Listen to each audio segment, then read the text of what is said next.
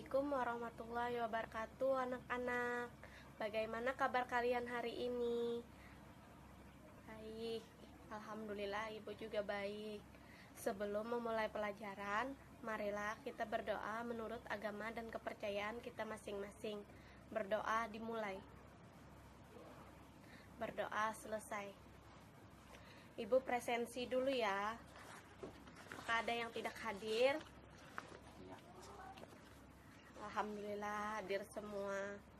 Hari ini kita akan belajar tema 8, daerah tempat tinggalku, subtema 3, bangga terhadap daerah tempat tinggalku. Buka buku kalian halaman 25. Di situ ada gambar, coba kalian amati. Ibu akan tanya. Nah, pada gambar tadi, ini kan di sini apa saja kegiatan ekonomi yang terlihat pada gambar?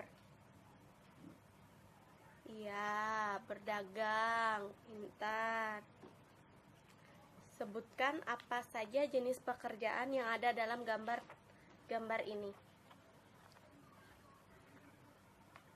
Mencari ikan. Ya, benar, mencari ikan. Nah, ini ibu ada cerita, ibu akan bacakan, kalian dengar ya. Dan ikan mas. Dalam sebuah kisah diceritakan ada sepasang suami istri yang sudah tua dan hidup sederhana. Sebut saja kakek dan nenek. Mereka tinggal di gubuk reot di tepi pantai. Untuk memenuhi kebutuhan hidup sehari-hari, kakek bekerja sebagai nelayan. Nenek di rumah mengerjakan pekerjaan rumah. Seperti hari-hari biasa,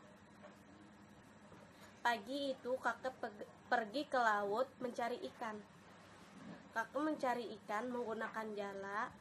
Hampir seharian kakek menjala. Tetapi kakek belum juga mendapatkan ikan, hingga akhirnya jala kakek bergerak kencang. Kakek segera mengangkat jalanya. Ternyata kakek mendapatkan seekor ikan mas kecil. Alangkah terkejutnya kakek saat memegang ikan mas terdengar suara layaknya manusia. Suara itu berasal dari mulut ikan mas. Ternyata ikan mas hasil tangkapan kakek. Kapan kakek itu bisa berbicara. Ikan mas meminta tolong kepada kakek untuk dilepaskan kembali ke laut. Sebagai imbalannya, ikan mas akan memenuhi segala permintaan kakek. Akibat terasa kaget, tanpa berpikir panjang, kakek langsung melepaskan ikan mas kembali ke laut tanpa mengajukan permintaan apapun. Kakek pulang dengan tangan hampa karena seharian kakek tidak mendapatkan ikan. Tak pelak nenek yang sudah menunggu lama di rumah marah. Nenek bingung karena tidak ada yang bisa dimakan.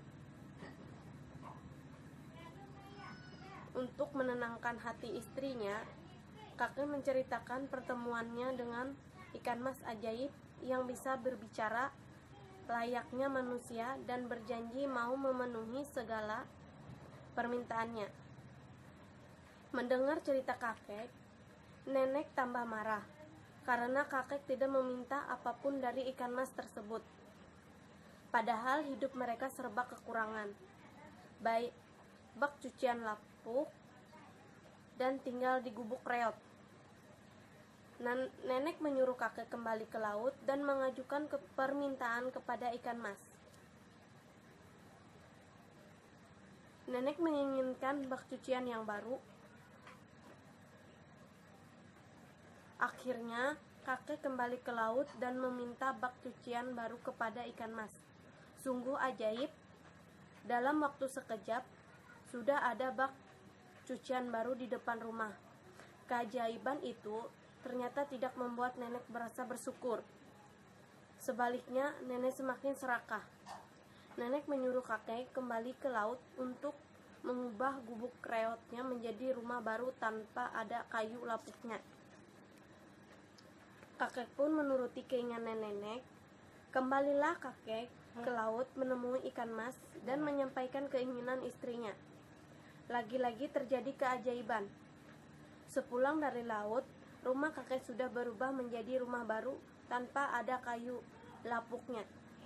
Sang nenek masih saja tidak puas dengan rumah barunya. Banyak permintaan yang nenek ajukan, mulai dari istana, menjadi penguasa provinsi atau gubernur, dan menjadi ratu. Semua sudah kakek sampaikan kepada ikan mas dan dikabulkan.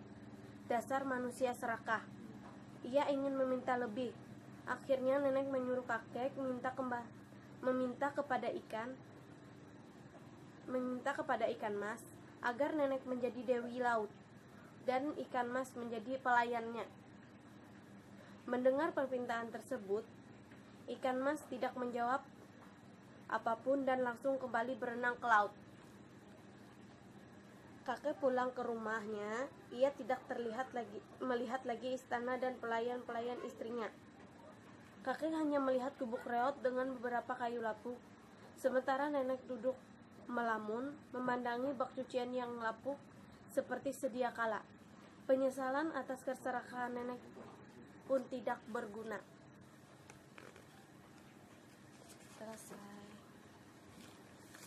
Nah, berdasarkan cerita nelayan dan ikan mas, kalian pasti memahami adanya tokoh dan peran tokoh dalam cerita tersebut. Tokoh memegang peranan penting. Tokoh akan membuat suatu cerita lebih hidup dan menarik seolah-olah di alam nyata. Berdasarkan pada cerita tersebut, tokoh dibedakan menjadi dua, yaitu tokoh utama dan tokoh tambahan. Pada pembelajaran sebelumnya, kalian kan sudah mengenal berbagai tokoh dalam cerita. Nah, mari kita mengingat kembali tokoh apa saja yang ada dalam cerita tadi. Yang pertama, tokoh apa? Ya, tokoh utama. Ada yang tahu tokoh utama itu apa? Nah, ya, kalau begitu ibu yang jelaskan. Tokoh utama adalah tokoh yang memiliki peran dalam suatu cerita. Tokoh utama paling banyak diceritakan, baik sebagai pelaku kejadian maupun yang dikenai kejadian. Bahkan dalam novel-novel tertentu, tokoh utama senantiasa hadir dalam setiap kejadian dan dapat ditemukan dalam tiap halaman novel yang bersangkutan. Yang kedua, tokoh tambahan. Tokoh tambahan adalah tokoh yang memiliki peranan tidak penting. Dalam cerita, kehadiran tokoh pembantu sekedar menunjang tokoh utama. Nah, tokoh juga dapat dibedakan berdasarkan peranan tokoh dalam sebuah cerita, yaitu tokoh apa saja? Ya, tokoh protagonis dan antagonis. Pintar. Nah, peran tokoh dalam cerita sebenarnya menggambarkan peran manusia dalam kehidupan nyata. Dalam kehidupan nyata, manusia mempunyai karakter berbeda-beda. Ada yang berkarakter baik dan ada yang berkarakter tidak baik. Ada yang menyenangkan dan ada yang tidak menyenangkan. Semua itu merupakan karakteristik individu. Masyarakat Indonesia merupakan masyarakat plural atau majemuk. Artinya masyarakat Indonesia terdiri atas beragam karakteristik yang berbeda antara masyarakat yang satu dengan masyarakat yang lainnya. Ada yang tahu apa itu karakteristik? Nah, kalau tidak tahu, ibu akan jelaskan. Karakteristik adalah karakter dan gaya hidup seseorang serta nilai-nilai yang berkembang secara teratur sehingga tingkah laku menjadi lebih konsisten dan mudah diperhatikan. Karakteristik juga berarti ciri atau karakter secara alamiah yang melekat pada diri seseorang. Jadi, karakteristik individu adalah ciri atau karakter yang melekat pada diri individu. Karakteristik individu dalam masyarakat Indonesia berbagai jenisnya. Di antaranya ada yang tahu? Iya, fisik. Apalagi? Iya, jenis kegemaran, pintar. Ya, pekerjaan, ras, suku, pengetahuan, serta agama dan kepercayaan. Keragaman karakteristik masyarakat Indonesia bukan penghambat persatuan dan kesatuan bangsa Indonesia. Keragaman karakteristik masyarakat Indonesia juga bukan sumber timbulnya konflik atau masalah. Sebaliknya, keragaman karakteristik masyarakat Indonesia merupakan kekayaan khayal budaya bangsa yang dapat memperkuat persatuan dan kesatuan Indonesia. Jadi, kita sebagai warga negara Indonesia hendaknya saling menghormati perbedaan karakteristik antara masyarakat. Banyak manfaat atas keragaman karakteristik masyarakat. Ada yang tahu apa saja manfaatnya?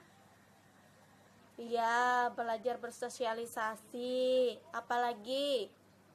Ya, belajar toleransi, saling melengkapi sesama individu, hidup rukun dalam masyarakat. Dapat belajar saling menghormati karakteristik setiap individu. Iya.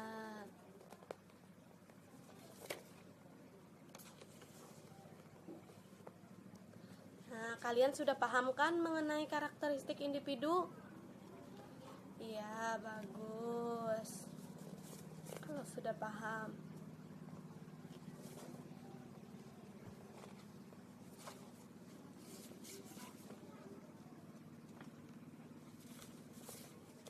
Nah, Ibu rasa cukup sampai di sini pembelajaran kita hari ini.